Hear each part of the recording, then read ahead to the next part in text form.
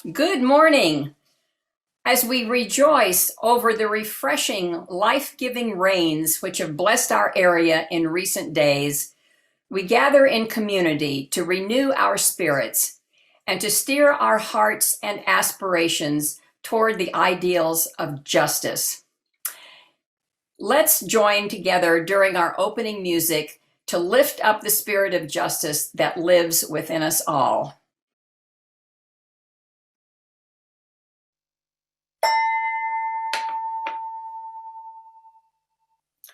Greetings, everyone.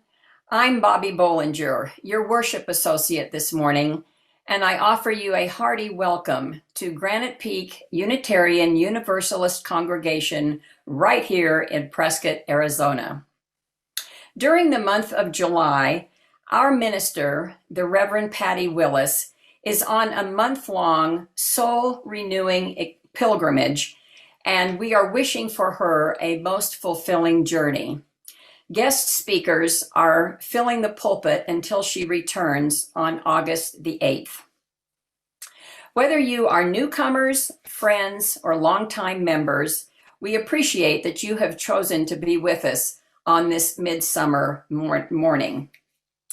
If you have unanswered questions about who we are, please check our website at prescottuu.org. And do know that everyone is invited to join our breakout rooms after the service for informal chatting in small groups. Please check the order of service for information on Granite Peak's Zoom meetings happening throughout the week, current food pantry needs, as well as information on applying for the Open Social Justice Coordinator's position. We hope that you will join in on Wednesdays at 2 to share your stories about your involvement with Granite Peak on Zoom. Please refer to the order of service for additional details.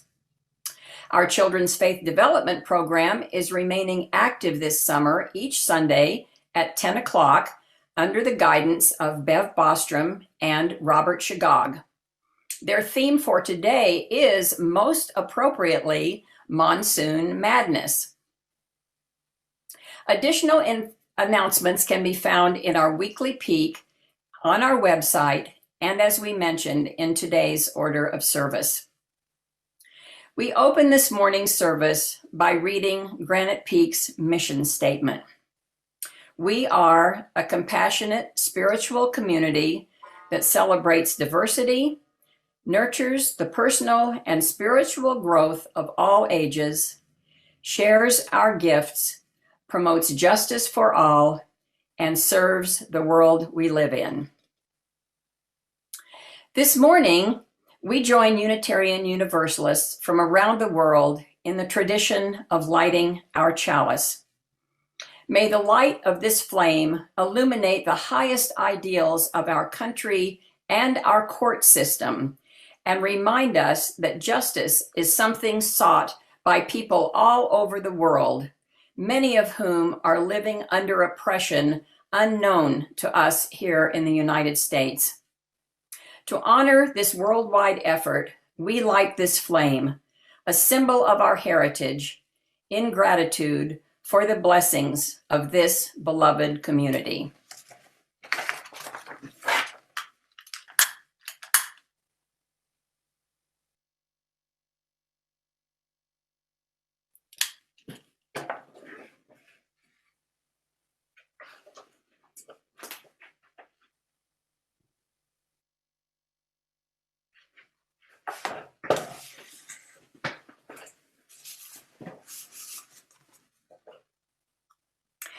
While we cannot yet be together physically, we are in touch with each other through our hearts, minds, and spirit.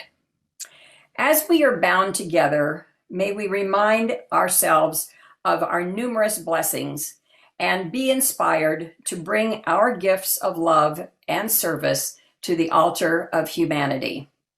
May we know once again that we are not isolated beings, but connected in mystery and in miracle to the universe, to this community, and to each other.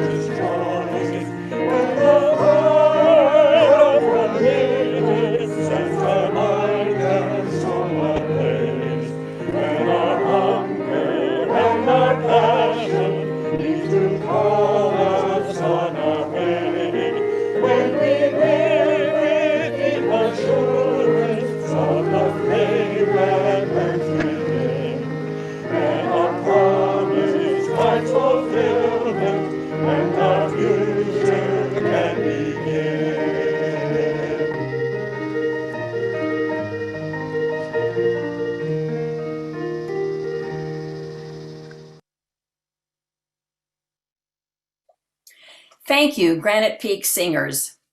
And now please join me in reciting Granite Peak's covenant. Love is the doctrine of this congregation. The quest for truth its sacrament, and service is its prayer. To dwell together in peace, to seek knowledge in freedom, to serve others in community, thus do we covenant together. This morning, we're going back to having a brief time for all ages. Because our subject of the day is addressing justice and the Supreme Court, we're going to take a moment to get up close and personal with Supreme Court Justice Sonia Sotomayor as she discusses some things that have happened in her own life with some very bright and curious children. Now with a very special guest, Supreme Court Justice Sonia Sotomayor. She's here to talk about her new book, Just Ask, Be Different, Be Brave, Be You. Thank you for coming in. The book is right here, and it's a privilege to have you here. And I want to tell you at the start, I have some friends. I brought in some ringers here to help with the questioning from Include NYC. But you obviously didn't want to work too much this morning. Not this morning. Needed a little bit of help. But in fact, a young Sonia Sotomayor is actually a character in this book. Tell us about that. Well, when I was 7.5 years old, I was diagnosed with a condition called juvenile diabetes. And what juvenile diabetes has meant for me, that ever since that day, and it's been more than 57 years ago, I've been giving myself insulin shots every day. Mm-hmm. And I've learned how to do it. because I wanted the freedom to live my life in the way everybody else does. But it also made me realize there are so many kids in the world who live with their own conditions. There's so many of them. And each one of us lives with our condition, and we live well and successfully. But sometimes people look at us as if we're different, but different in a bad way. So one day I'm in a restaurant, and I'm in the bathroom giving myself an injection. And this woman walks in and sees me finishing up and putting my injection away. And I walk out, and at the end of our meal, I get up to walk past her, and I overhear her say to her companion, "She's a drug addict." Whoa. And I stopped, and I was embarrassed. And I turned around, and I walked back to the woman and said, "I'm not a drug addict. I'm a diabetic. And you saw me taking insulin, which is a drug that saves my life. Don't presume the worst in people who do different things." And that's a big message to the day. Sophia, do you have a question? But I ended with, "Just ask." So this book has been in my head for 30 odd years. And it's out now. Fantastic. And it's out now. Sophia, what's your question? What is the hardest part about justice? That there's really often no really right or wrong answer. See, in every case, there's a winner. And what happens when there's a winner? What's the opposite? There's a loser. That's the hardest part of doing justice, which no matter how right you think you are under the law, and that's the way I vote when I decide a case, you know that the other side doesn't feel like you've really done them justice. Liana? When you don't have any work to do, what do you do for fun?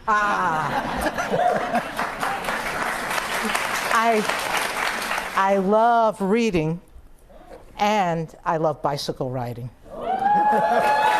And you brought a big smile. Looks like you love bicycle riding as well. I wish we had a lot more time. I'm afraid we don't. But thank you for coming. I know. I know. Valerie, Right, you guys. can ask me your question before we leave. When you were a kid, what do you want to be when you grow up? When I was young, I wanted to be a detective like Nancy Drew. Thank you. Thanks for coming in this morning. Just Ask, Be Different, Be Brave, Be You is out right now. This morning, we acknowledge that there are those among us who are experiencing great joy and deep sorrow. We take a moment to join our hearts with theirs in their rejoicing and their grieving. We hold Lee Phillips and her family who are grieving the recent passing of her sister. We send healing good wishes to Sherry Everett, who, shortly after her move to Texas, had knee surgery and is finally home after a long hospitalization. We are thinking of Jackie Hedge, who is regaining her mobility after a recent fall, and of Judy Davis, who is recovering from a recent infection. We continue to send our collective good wishes to Merle and Karen Hagberg's family for Merle's ongoing journey of healing. Let's hold these friends and family members in our hearts. And as you are doing so, we will observe a moment of silence, during which time you may want to speak aloud the names of those in your lives who you would remember at this time.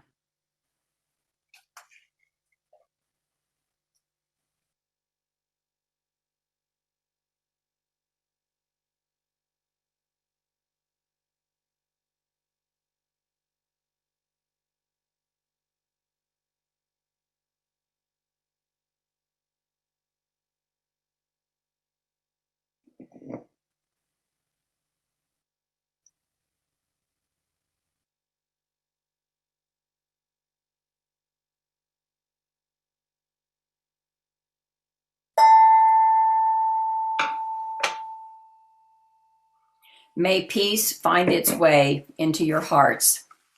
Amen. Now let's sing together, Walking with You.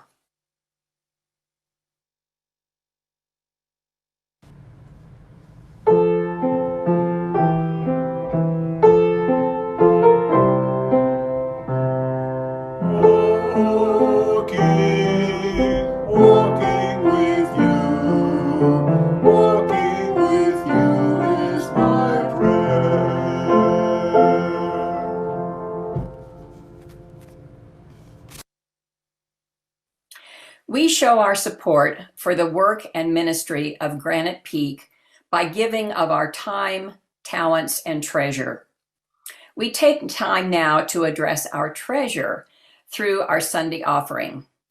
Your generosity not only supports our congregation's activities, but also gives you the opportunity to help nonprofits in our greater community through our monthly Seeds of Support program. July's Seeds of Support recipient is the Greater Yavapai County Coalition. GYCC is a nonprofit collaboration of organizations that provides an umbrella of support to members and allies of the LGBTQ+ community here in Yavapai County. To donate online, you may go to our website at prescottuu.org. On the bottom left-hand side of the home page, you can click on the word Donate. You may also mail your contributions to the congregation. For every donation, please indicate Pledge or Seeds of Support on the memo so that your funds will be distributed as you wish. We acknowledge and appreciate the generosity of spirit expressed through each of your offerings. What is given in love is received with much gratitude. Blessed be.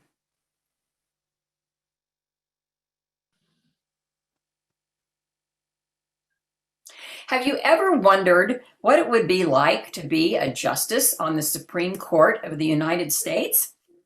Before we hear from our keynote speaker this morning, let's find out a bit about what justices' lives are behind the scenes.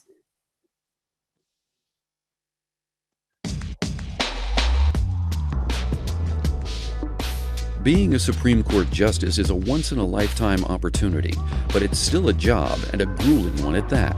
Here's what it's like being a Supreme Court justice. The day. The justices arrive around 8 a.m. and get right to work with their clerks. Each associate justice can have 4 clerks during a term, while the Chief Justice may have 5. The clerks will have culled through applications for the court to hear cases. About 7,000 to 8,000 petitions are filed each term. Justices and their clerks spend the morning discussing potential cases. The justices will make the final decision on whether a case should be presented to the other justices. Lunch is a collegial time free from discussion of ongoing cases or other controversial topics. Justice Ruth Bader Ginsburg has said that most days, Justice David Souter eats yogurt for lunch, although Justice Sonia Sotomayor has said he sometimes eats an apple as well.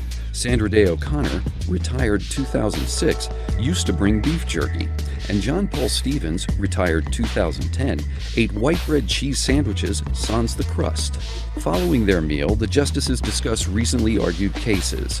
Later, they'll finish working on drafts of recent opinions so fellow justices can review the next day. Throughout the process, the justices exchange notes and debate the merits of each case until they arrive at a majority and a dissenting opinion, each written by a member of the majority and dissenting minority.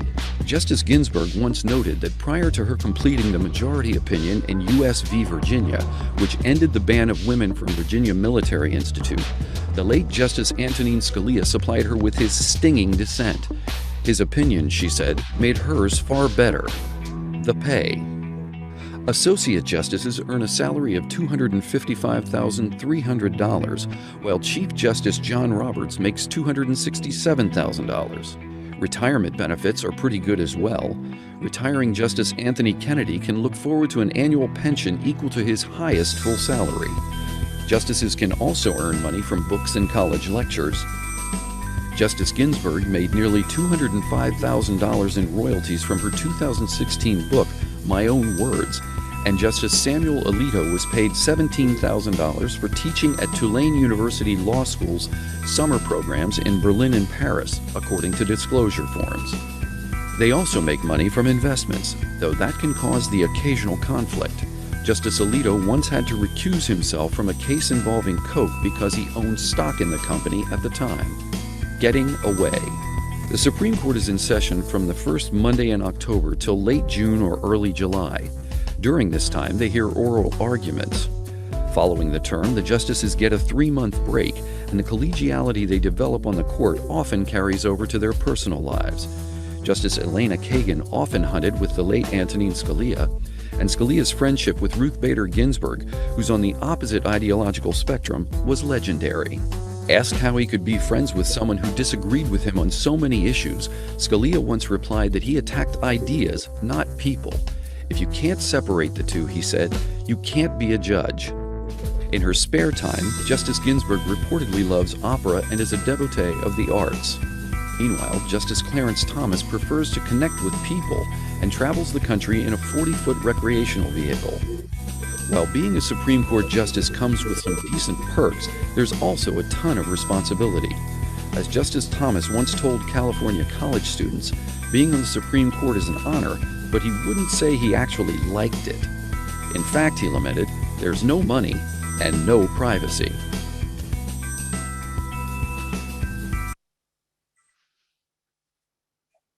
Our guest speaker this morning is our longtime friend, Dick Shugrue.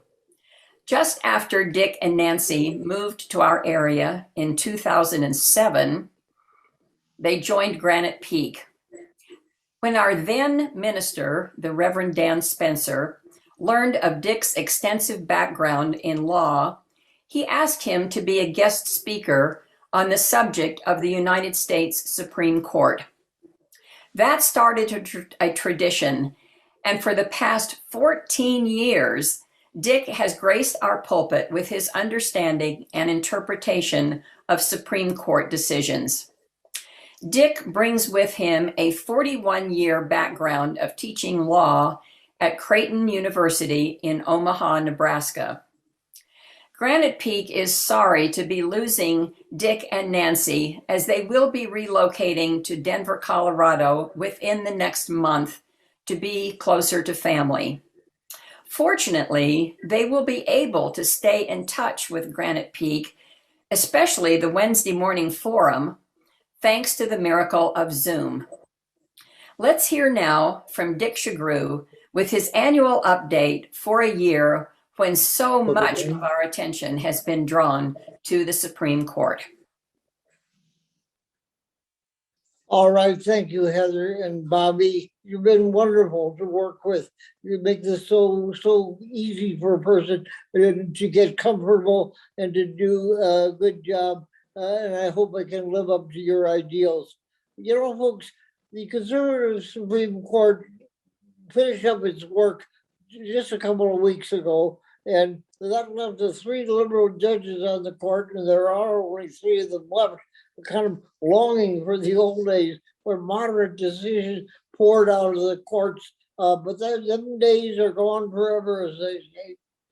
The workload of just over 60 cases that are fully argued and decided doesn't seem like an awful lot. But that wonderful tape that Heather and Bobby shared with you about the work of the Supreme Court indicated that about 150 cases pour into the court every week of the year. It never stopped. So this year, just like most years, there were some major decisions, some exciting things that people were very interested in. And there's a lot of stuff that happens in the court that's pretty darn dull. And if you want to fall asleep very quickly, if you have insomnia, the thing to do is start reading the vast majority of the work that the Supreme Court has, because it's designed to put you to bed very, very quickly. But this year, of course, we had the important cases from Arizona dealing with voters' rights, and we had the dirty mouth cheerleader case from Pennsylvania, and I'm going to share those with you. as well as some things about the First Amendment, the ACA or Obamacare case that was decided now for the third time by the Supreme Court. And there was a California case about campaign donations. The question in that case was interesting because they have a statute out there that says if you can contribute to a campaign, if you trying to make an influence in elections, you ought to be identified. People ought to know who's doing that. But the Supreme Court held in that case. Well, let's wait a minute. I've got to tease you a little bit. I'll tell you about that case in a few minutes because the first case I wanted to talk about, and I know that some of you have expressed interest in this. And we discussed it in our Wednesday discussion groups with a great deal of fun, was the Berdovich versus the Democratic National Committee. And that case, of course, dealt with the statutes that have been passed by the Arizona legislature that I think, and I'm very biased on a lot of stuff. Those who don't know me say this guy is a very partisan guy. That's correct, folks. I'm a very partisan guy, and I'm not afraid to admit it. But I will tell you ahead of time when my views are intersecting with the views of people who just simply disagree with me. But in Berdovich, as I say, we're dealing with some statutes passed by the Arizona legislature that I say are designed to suppress voters. By suppressing the voters, I mean things that specifically dealt with so-called ballot harvesting. Now, ballot harvesting, the supporters of this legislation would say is designed to give integrity to elections. And those of us who oppose this kind of legislation, wait a minute, it prevents people like you and me from helping our neighbor who may be sick and infirm, getting her or his ballot to the proper authorities on election day so the ballot is timely cast. And, there's certain parts of Arizona where people do not have close access to mail services. They live far on the native reservations, for example, or people who live in poverty-stricken areas of the state need to have some assistance in casting a vote. Be that as it may, the legislature passed legislation like this that is designed, in the words of some legislators who were very honest about it, to keep Democrats from getting to the polls. But the Supreme Court said these pieces of legislation are constitutional because there might be fraud involved. Now, you got to remember, when the legislation was heard at the Arizona lawmaking chambers, and nobody came up to say there's been a lot of fraud here, and so let's do something about it. But they did say there might someday be fraud, and the Supreme Court said that's enough for this. I think that's a goofy way of deciding cases. But who am I to say this? I'd like to turn to a California case that was decided this term, which invalidated a state law which required full disclosure of donors to elections. I mentioned that a few moments ago, and I'll tell you why I think it's important.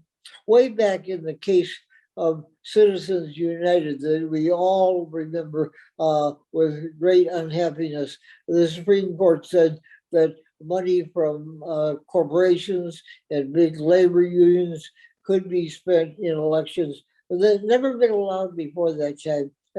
And the Supreme Court said, well, that's okay because it's freedom of speech. But Justice Kennedy, who wrote the opinion in that case, said, but never worry, folks. This new rule will require full disclosure of who these donors are so that the citizens of the country could know it. But the California case says, wait a minute. There should be freedom for these persons not to have disclosure because they might be intimidated or people maybe get angry with them or not do business with them. And that's enough to have a First Amendment block to the kind of actions that are involved with the California legislation. I think this is a crying shame, but it's the kind of thing that you might not be surprised to hear from the new conservative majority on the Supreme Court. Some of you may have read Paul Waldman's piece in the Washington Post pointing out that the court has continued to vote suppression of voters ever since Citizens United, year after year. Finally, about 5 years ago, the Supreme Court ruled unconstitutional Section 5 of the Voters' Rights Act, which was a very important piece of legislation protecting the rights of American citizens to vote. Over the shame of it, this is the same kind of thing we're seeing this term in the court. But let's get on with these cases, because some people have asked me, talk about the dirty cheerleader case. Well, I will. This is a young woman who was just a first year student in her high school, and she was unhappy with the decisions of the school as to who could be and who couldn't be a cheerleader, and she was on the who couldn't be list. So she got on social media. This was not done at school. It wasn't done in a school newspaper or a school radio station, but it was in social media, which is the way that young people and a lot of you people communicate. I'm an old-fashioned guy, and I still use telegraph and semaphore, so I don't quite understand all of that stuff.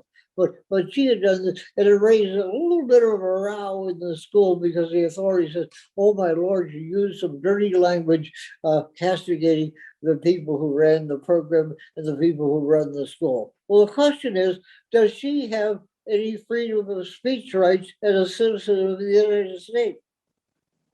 You may remember, or you may not remember, because a long time ago, a case called Tinker versus Des Moines, and that was in 1969.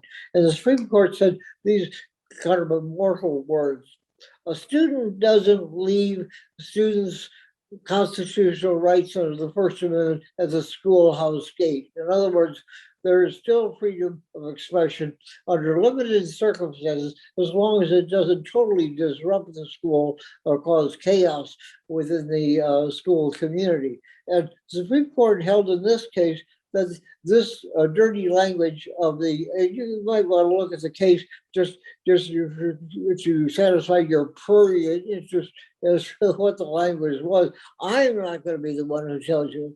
But anyway, the court said in this situation, this young woman's First Amendment rights are supreme over the authority of the school to discipline her. Well, she won.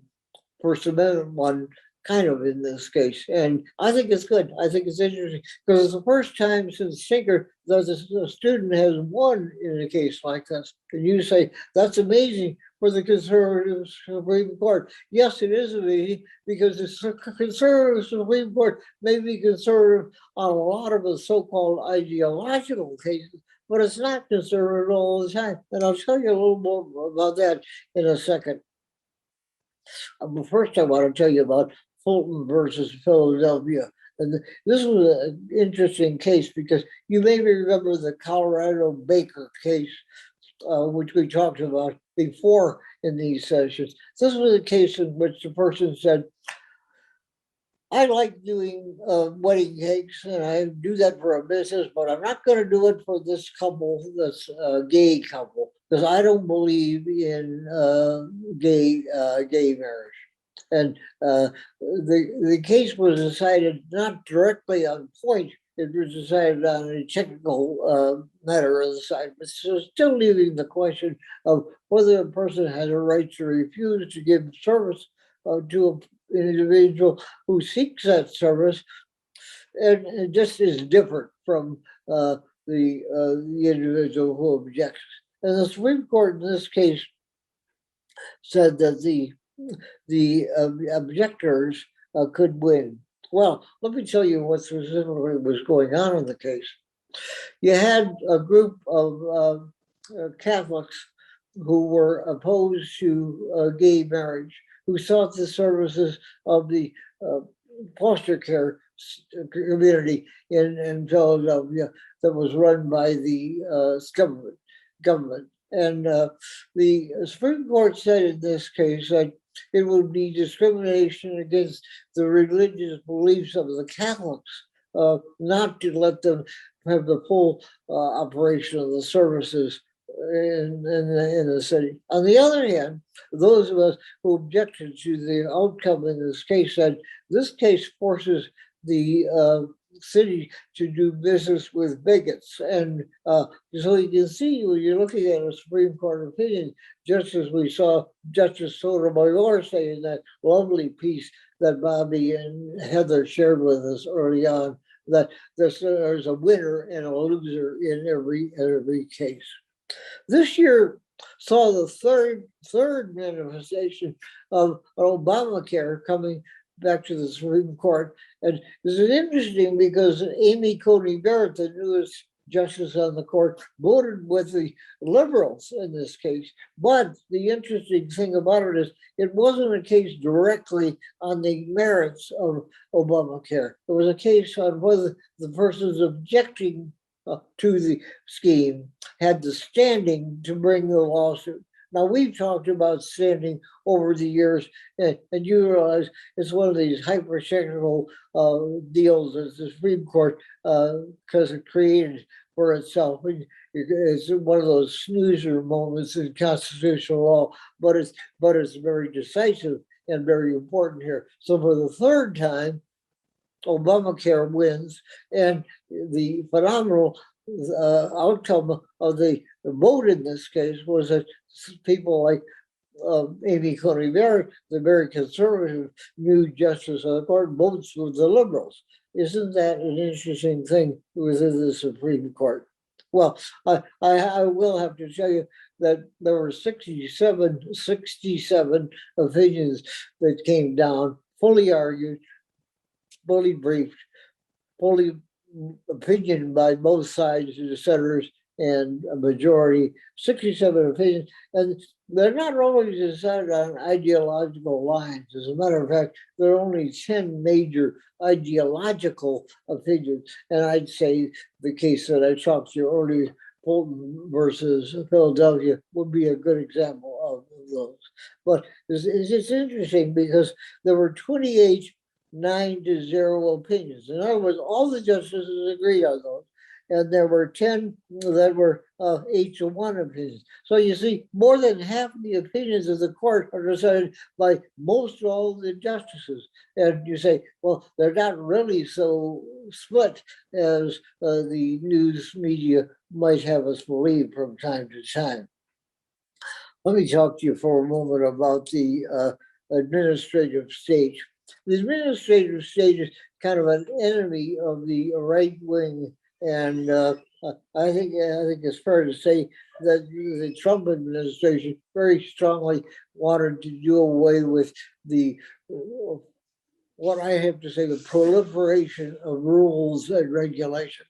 Now, anybody who's dealt with the government, whether you're talking about the federal government or the state government, even the local government, knows that there's a slew of regulations that are emanating from the bureaucrats every day of the year. The IRS regulation fills stacks. You remember in Raiders of the Lost Ark, that vast cavern in which the ark was taken. That's kind of like the roles of administration regulations that are proliferating every day.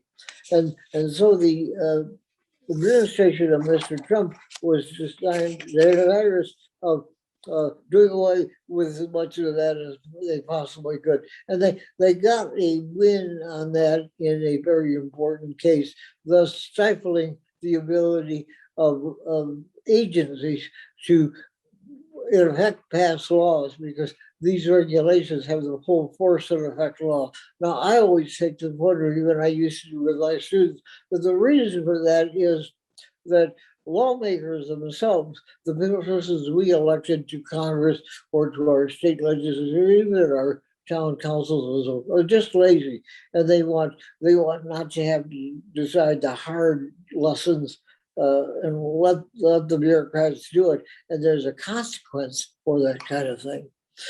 Let me tell you about another element of this.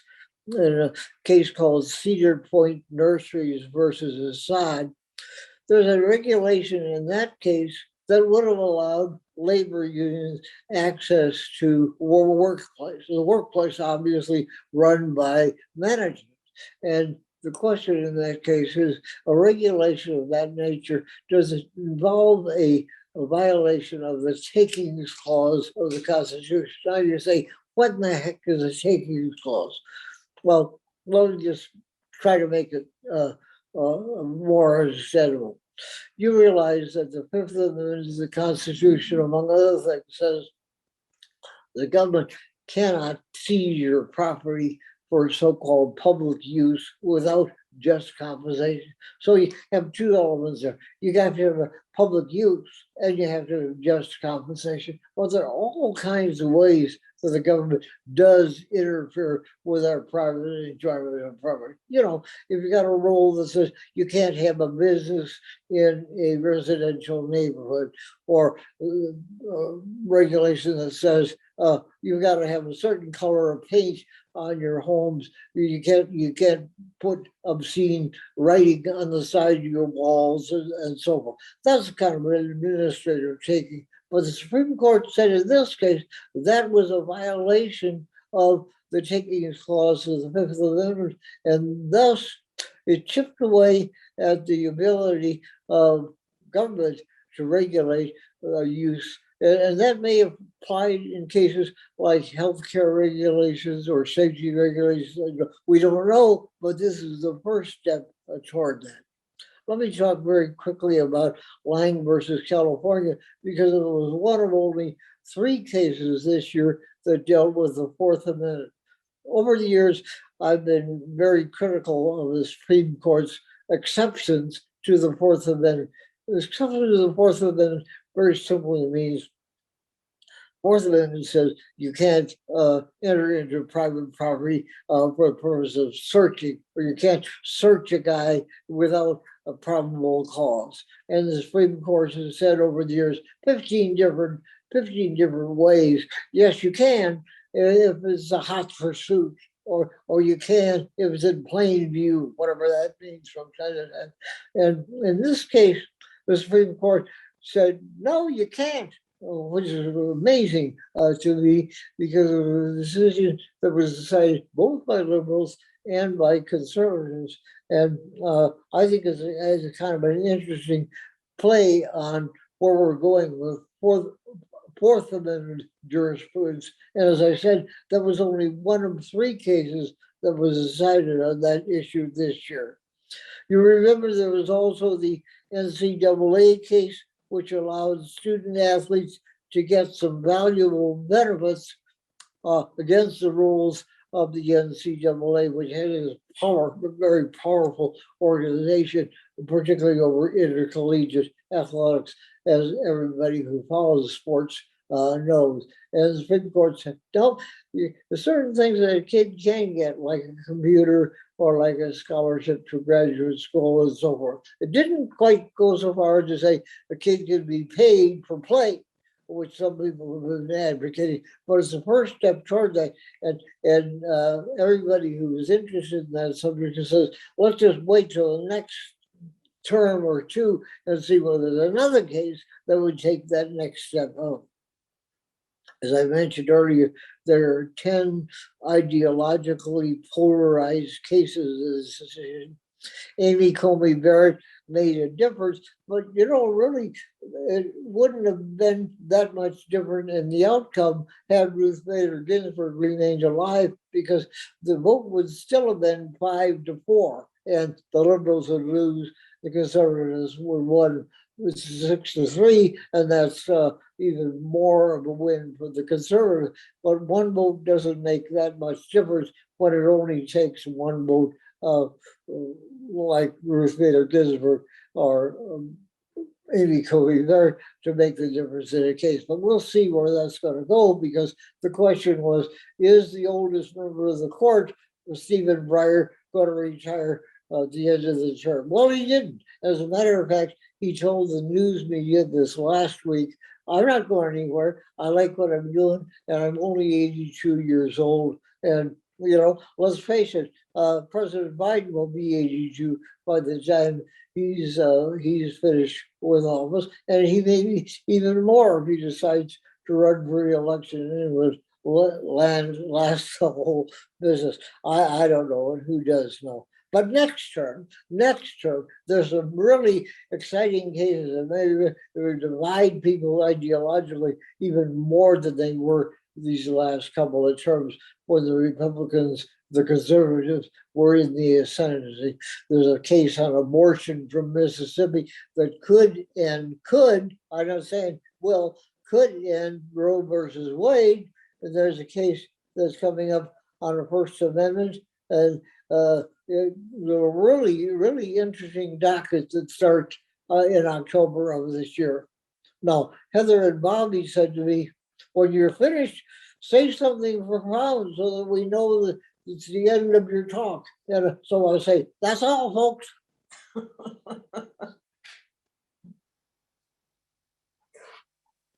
Thank you, Dick. After hearing your message, it is fitting that we would remember the words of Supreme Court Justice Elena Kagan, who has said, and I quote, "The Supreme Court, of course, has the responsibility of ensuring that our government never oversteps its proper bounds or violates the rights of individuals. But the court must also recognize the limits on itself and respect the choices made by the American people." Thanks, Dr. Shugrue, for helping us this morning with that interpretation.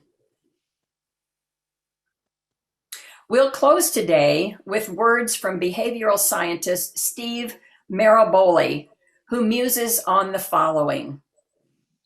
What an interesting species we are.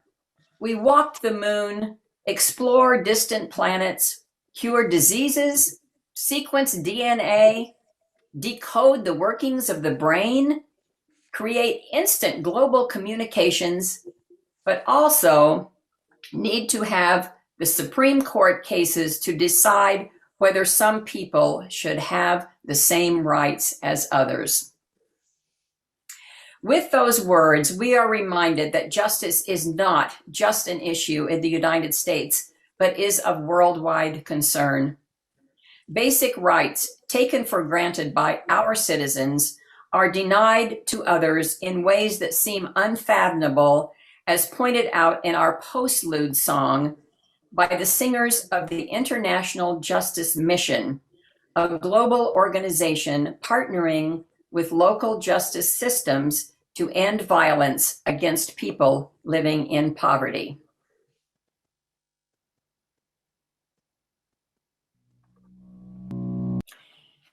Let us share these words as we extinguish our chalice.